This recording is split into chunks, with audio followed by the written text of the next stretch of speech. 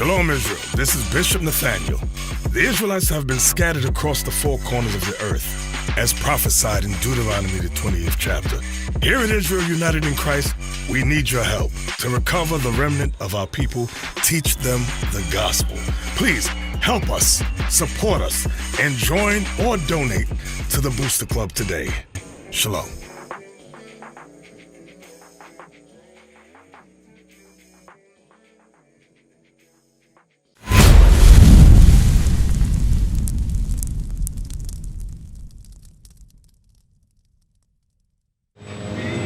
Hey, so the biggest thing that we got going on in these communities is loving each other, because we're going to talk about the love of God as far as the commandments, but we got to learn how to love each other. Right. As a nation, because we got a lot of drugs out here, right? Got a lot of killing out here, a lot of fighting out here, right? Let's go to Romans 13 and 10. That's one of the main things. It's trying to make sure our people learn how to love each other. But first, where do you have to start before you can start loving your brother? Where do you have to start first before you can love your brother? Yourself, right? So what is self-love? Treat your body with respect and your mind. Okay, so give me some specifics. How would you do that? By not feeding off of what the devil trying to get you to do to other people and yourself. Okay. What about you? Say it one more time. I'm saying, what is self-love? When you do the will of the Creator. Okay, yeah. So plainly, if you keep God's commandments, you fear God, and you also, if you know who you are, go to Proverbs 23 and 7. If you know who you are, that's going to show the first level of self-love, right? Because a lot of our people, they say that I'm an African American, I'm an Egyptian, whatever we call ourselves, right? We claim things like Islam, Christianity, John 14, any different things, right? We claim all these different things, and that's showing self-hatred. How is that showing self-hatred when I claim a religion like Christianity or Islam? It doesn't belong to me, right? It's a man-made, it's idolatry, right? It shows hatred towards God. So I'm showing hatred towards myself. But also our people, what they do is they do drugs. That's self-hatred, right? They hate their brother. That shows hatred within your own self. Because the Bible teaches you something completely different. So let's go to Romans 13 and 10 real quick. Romans chapter 13, verse 10. Bring it out. Love worketh no ill to his neighbor. So he said love works no ill towards his neighbor. What's it mean to work no ill? No bad. No harm at all to his neighbor, right? So if we, as so-called blacks or Hispanics, whatever, if we know ourselves and we learn that how to love people or love each other, we're not going to work ill towards each other. I mean, there's going to be no selling drugs. We're not going to talk to each other. We're not going to talk down to each other. We're not call our women hoes and bees and call our men niggas. We're not gonna call each other niggas as a term of endearment. You see what I'm saying? We're going to call each other gods, kings. We're going to uplift each other, right? That's right. I'm only going to do that if I see that in myself. That's You see what I'm saying? If I don't see that in myself, I'm not going to project it towards my brother. Right. You understand? Read on. Love worketh no ill to his neighbor. Therefore, love is the fulfilling of the law. So what did he say love was? The fulfilling. Or fulfilling means to complete or to do the law. So he said love is fulfilling the law. So let's go back to Leviticus 19 and 17. So actually, let's go to Proverbs 27 real quick. What's going on, bro? How you doing? What's your name? You don't got a name? Why not? You heard of Israelites before? I gotta go. You gotta go. What's your name again? Chris. Chris. You got a flyer? All right, check out that flyer. All right, very important, very important. Read what you got. Proverbs chapter 23, verse 7. For as he thinketh in his heart, so is he. What does that mean? How he think, he reacts. Exactly how our people are, that's what you see. You see what I'm saying? They become, what they think becomes their environment. So when you see all this trash, people that aren't willing to speak to each other, all these different things happening, it's reflecting what's in them. So when you see all this trash, you see us being comfortable in the ghetto, us being comfortable having our kids running through here, going to the liquor stores by themselves, 2-year-old kids, 4-year-old kids, 6-year-old kids. It's reflecting how we feel about ourselves. Right. So our people have to raise their standard. Their standard, a standard for our people is not getting a better job. A standard for our people is not getting a better house. Right. The standard should be keeping God's laws and fixing our minds and coming back to who we are as a people. Because if I know I'm the greatest people on the earth, an Israelite, then I'm gonna act better. You see what I'm saying? If you know your history, you're gonna act better. So before this, we were kings, we were queens in Russia, right? Even prior to that, we were ruling the earth. You see what I'm saying? If we knew the history of ourselves, we would act much, much better. You see what I'm saying? That's right. But because our people don't know, this is what you see. We're a product of what we think and what we've been taught. Right. And nobody ever says, you know what, hey, there's a problem in the ghetto. There's a problem with the drugs. There's a problem with the way that I deal with my husband, with my wife. You see what I'm saying? There's a problem with the way I'm dealing with my kids. Right. My kids are growing to be bad, real bad, but I don't know how to fix that. You see what I'm saying? Because I'm tired of seeing these kids running through these streets. I see kids throwing big logs at each other over here. Right. And I'm like, where's your mom? He says, my mom's over there. A lot of problems like that I never experienced. You see what I'm saying? That shouldn't be the case. So are people saying that I've been to church already, or I don't need to hear that? You're crazy, because you're allowing your people to walk around acting the way they act and treat their kids the way they treat them. That's right. That shows hatred. Right. Let's go back to like 19 and 17. Leviticus chapter 19, verse 17. Bring it out. Thou shalt not hate thy brother in thine heart.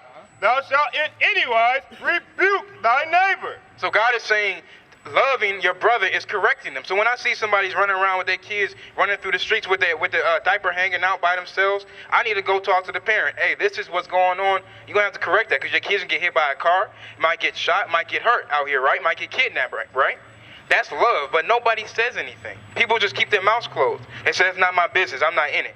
God doesn't want our people to deal that way. That's why we see all the conditions we're in now, because we keep saying, well, that's not my business.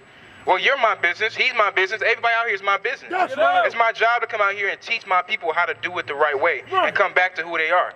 That's our job. Read on. Leviticus chapter 19, verse 17. Bring it out. Thou shalt not hate thy brother in thine heart. And this is the main thing we got to learn, how to not hate our brother, because that's the only thing we know right now. And what we think is love is not love. You see what I'm saying? We got to learn that. Go ahead. Thou shalt in anywise rebuke thy neighbor. Because there's a lot of people not correcting each other, because we think that correction is judging and is a problem. Right.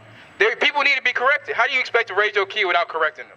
So can your son come up to you and say, Dad, you can't correct me. Don't judge me. Can he do that? Can't do that. So what makes you any different to us, your brother or your sister? There's no difference at all. But our people, they're hard-headed. They don't want to be told anything. But we got to learn how to be taught. Go ahead. Thou shalt in anywise rebuke thy neighbor, and not suffer sin upon him. So we got to be in a mindset of trying to keep our brothers and sisters from being in sin. But first, we got to learn that we're in sin first. First, we got to understand what sin is in the first place to even be able to address it. You see what I'm saying? Right. Because there's commandments on how to deal with our children.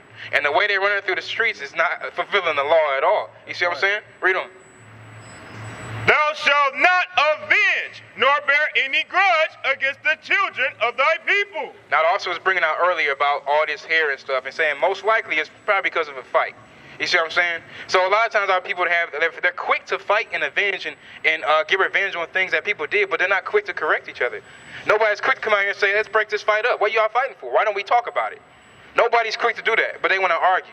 We had a sister walking by. She was quick to make a slick comment and try to have some type of dispute with us. Not the sister across the street, but the one over here. So we're quick to try to start a fight with each other, but we're not quick to sit down and listen to what's good, what good is coming out. Because nobody else is coming out here trying to tell our people how to get out of these conditions, trying to uplift them. You got people coming out here selling drugs. You got people out here trying to sleep with your daughter, with your son, but you don't want to talk to them. You don't have a problem with them, but you got a problem with us. Doesn't make sense. Our people, they're messed up in the mind.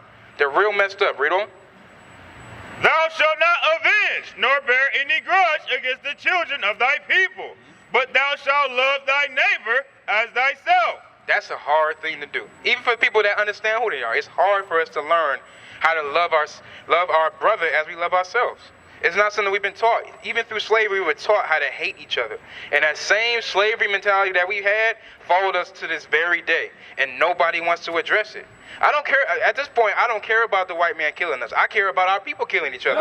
Because we do it much more. So until we learn how to love each other as we love ourselves, and first we got to learn how to love ourselves first, but then learn how to love our brother as we expect the same thing.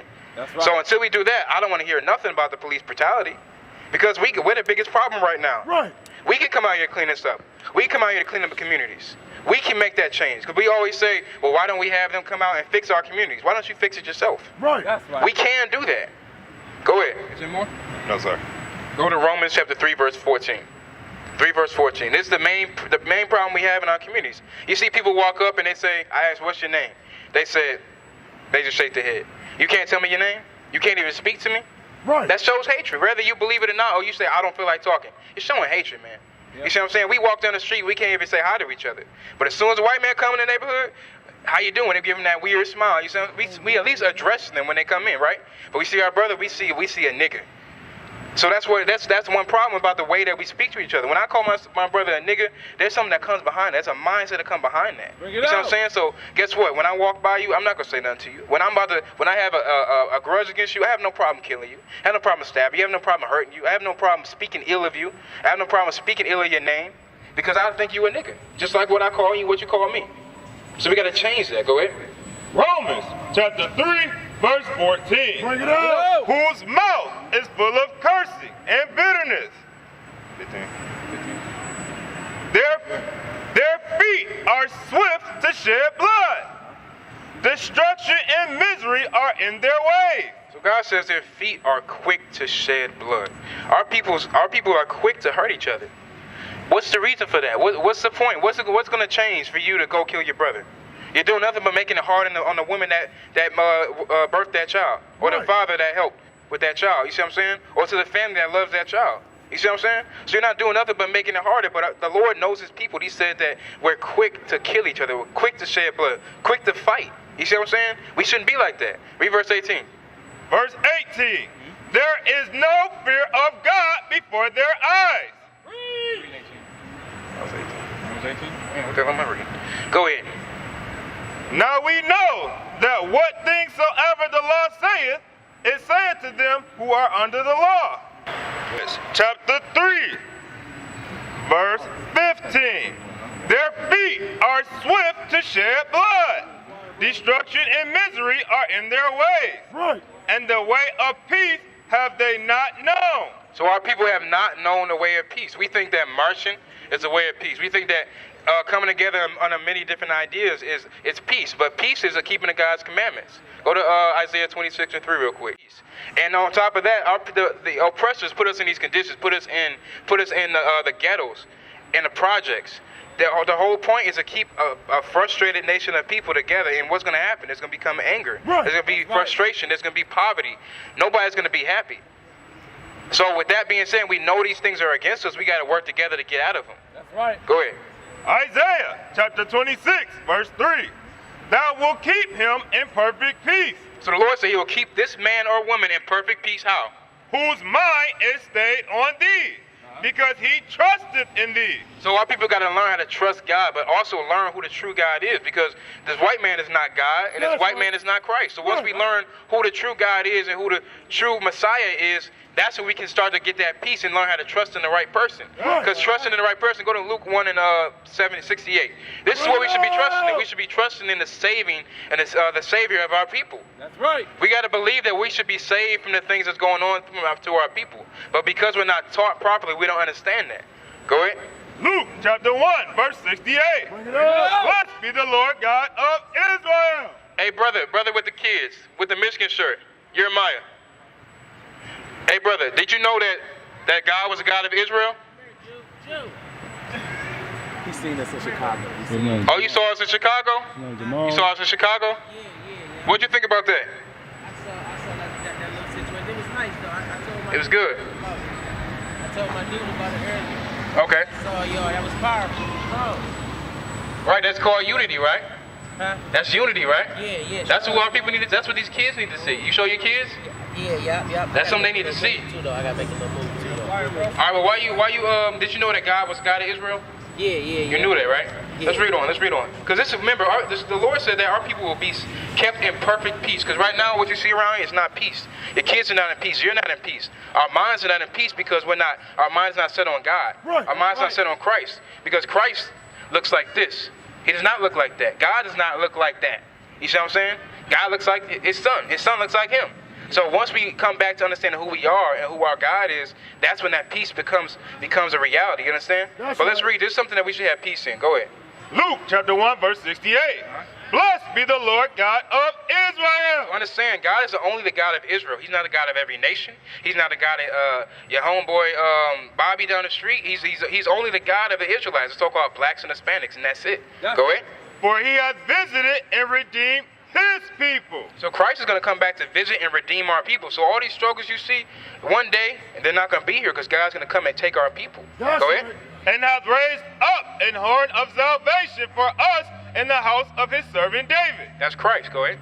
As He spake by the mouth of His holy prophets, which have been since the world began, that we should be saved from our enemies. So what is God saying that we should be saved from? The world, basically. Read it again.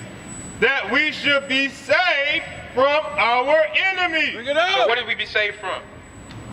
What did He say? He said our enemies, right? Because you don't want your children to grow up to go through the police brutality, to go through the oppression, right? You don't want them to go through that. Or even some of the conditions that you've seen and you've grown up in, you don't want them to go through that. You see what I'm saying? So we got to teach them right to receive that promise. The promise is to be saved from the enemies. And the enemies could be the other nations, or it could be our own people. Because you see our people going around shooting each other, selling drugs to each other. That's an enemy, you see what I'm saying? That's an enemy to your own people. But for them to be able to receive that promise, they got to have their mind right. But that means you got to make sure you teach them those things. You understand? Read on. That we should be saved from our enemies and from the hand of all that hate us. So you know that people hate us? Yeah, I know that, no doubt. People hate us. A lot of people hate us. And when they get older, they got to understand that people hate them. That means that you got to walk different. You got to act different. Because the people that hate you, they expect you to act a certain way. You know how brothers walk around sagging their pants, selling drugs, whoring out their sisters? That's how they expect us to act. And they push all these different propaganda to keep us that way. If you look at the neighborhood, there's a lot of fornication going on in here, adultery going on in here. Right. You see what I'm saying? All types of stuff going on in here, but they set it up to make sure the environment stays there. There's a lot of robbing going on. That's why you see a lot of Section 8. You see a lot of bridge cars going on because they set you up to be in a position where all you're going to do is sin. You see what I'm saying? So you got to teach your kids and teach yourself that there's a different way to walk, and that's according to God. And once they learn that those kids will no longer be susceptible to the same things that have been going on. To the other kids you see walking around here, like the kids you see walking around in here, they walking around with their pants below their waist, smoking weed, smoking cigarettes. I know you don't want that for your kids. You don't want your daughter to grow up and have to worry about some man coming and ruining her life. You see, I'm giving her a baby, ruining her life, leaving her. We see that too much. Or even growing up to be that man that does something like that. Right. You see what I'm saying? But the only way that's going to make that happen is God's commandments. I need everybody to understand that's the only way we can fix it is God's commandments. We used to scream black power while heroin was pushed. But at the end of the day, nothing's in vain. IUIC has been given a vision. The tents of Judah has risen. Many has attempted the mission. Minor murmuring, omitting, and missing the mark. Just reading that he had the flame of fire in his eyes gave us the spark. We on Paul's mission. We out on the road, purple and gold. From Mexico, Cuba, Haiti, Ghana, Sierra Leone. 144,000 boots banging, concrete crackling. These are how men repented at heart. The scriptures is proof. IUIC, we deliver the truth.